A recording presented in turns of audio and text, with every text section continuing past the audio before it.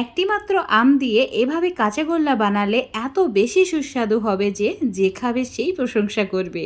আজকে তোমাদের সঙ্গে পাকা আমের কাঁচাগোল্লা রেসিপি শেয়ার করব, যেটা বানানো খুবই সহজ। তো এই কাঁচাগোল্লা বানানোর জন্য একদম মিডিয়াম সাইজের একটা আম নিয়েছি। আর অবশ্যই আমটা মিষ্টি দেখে নেবে, তাহলে কাঁচাগোল্লাটা খেতে খুবই সুস্বাদু হবে।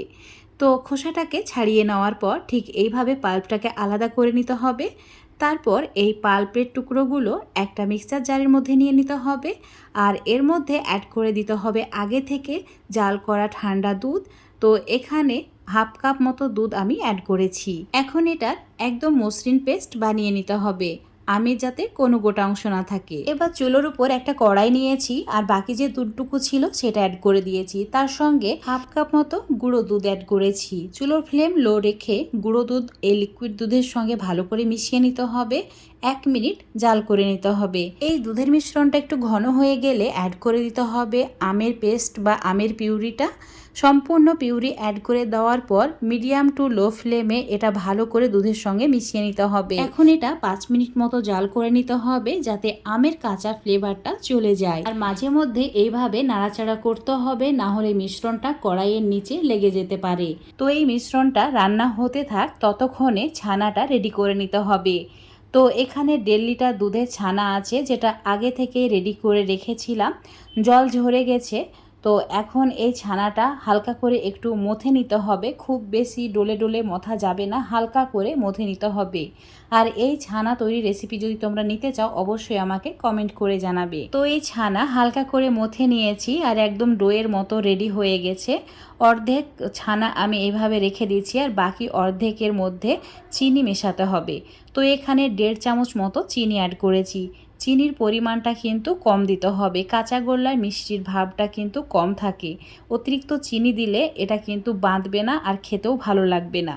তো এইভাবে মিশিয়ে নেওয়ার পর এই যে চিনি মেশানো ছানাটা যে আমরা চুলোর উপর কড়াই রেখেছিলাম তার মধ্যে অ্যাড করে দিতে হবে। তারপর সমস্ত কিছু ভালো করে একসঙ্গে মিশিয়ে নিতে হবে। আর এই সময় চুলোর ফ্লেমটা একদম হাই করে দিতে হবে আর কন্টিনিউ নাড়াচাড়া করতে হবে, একদমই থামা যাবে না। কন্টিনিউ এইভাবে নাড়াচাড়া করে ঠিক এই রকম শুকনো একটা মিশ্রণ বানিয়ে নিতে হবে। আমের কাঁচাগোল্লা বানানোর জন্য এই মিশ্রণটা এখন সম্পূর্ণ রেডি হয়ে গেছে। চুলো থেকে নামিয়ে প্লেটের মধ্যে রেখে দিচ্ছি, যাতে এই মিশ্রণটা সম্পূর্ণ ঠান্ডা হয়ে যায়। একদম ভালোভাবে ঠান্ডা করে নিতে হবে। ঠান্ডা হয়ে যাওয়ার পর তোমাদের দেখাচ্ছি, দেখো এটা অনেক বেশি ঝরঝরে হয়ে গেছে। এখন এর মধ্যে যে কাঁচা ছানাটা রাখা ছিল সেটাকে মিশিয়ে দিতে হবে আর একদম ভালোভাবে মেশাতে হবে যেন সমস্ত কিছু মিশে যায়। তো এখন ঠিক এইরকম একটা ডোয়ের মতো রেডি হয়ে গেছে। ছোট ছোট লেচি কেটে নিতে হবে, যেমন সাইজের কাঁচাগোল্লা বানাতে চাও সেই রকম সাইজ করে লেচিটা কেটে নেবে। তারপর 2 হাত দিয়ে ঠিক একদম গোল করে নিতে হবে। সবগুলো কাঁচাগোল্লা একইভাবে তৈরি করে নিয়েছি। তো এখন গুঁড়ো দুধের মধ্যে কোট করে নিতে হবে। এইভাবে অল্প একটু গুঁড়ো দুধের মধ্যে কোটিং করে নিলে কাঁচাগোল্লাগুলো দেখতে অনেক বেশি লোভনীয় লাগবে। আজকের এই পাকা আমের কাঁচাগোল্লা রেসিপিটা তোমাদের কেমন লেগেছে অবশ্যই কমেন্ট করে জানাবে। পাকা আমের কাঁচাগোল্লা বানানো এতটাই সহজ যে বাড়িতে পাকা আম থাকলে একদম ঝটপট বানিয়ে নিতে পারবে। আজকের রেসিপিটা ফেসবুক পেজ থেকে দেখলে পেজটাকে ফলো করে নেবে, ইউটিউব থেকে দেখলে চ্যানেলটাকে সাবস্ক্রাইব করে রাখবে আরও এরকম রেসিপিগুলো পাওয়ার জন্য। দেখতে পাচ্ছ কাঁচাগোল্লাটা কতটা সুন্দর হয়েছে আর মুখে দিলে মনে হবে অমৃত। দোকানের কাঁচাগোল্লার থেকে অনেক বেশি টেস্টি।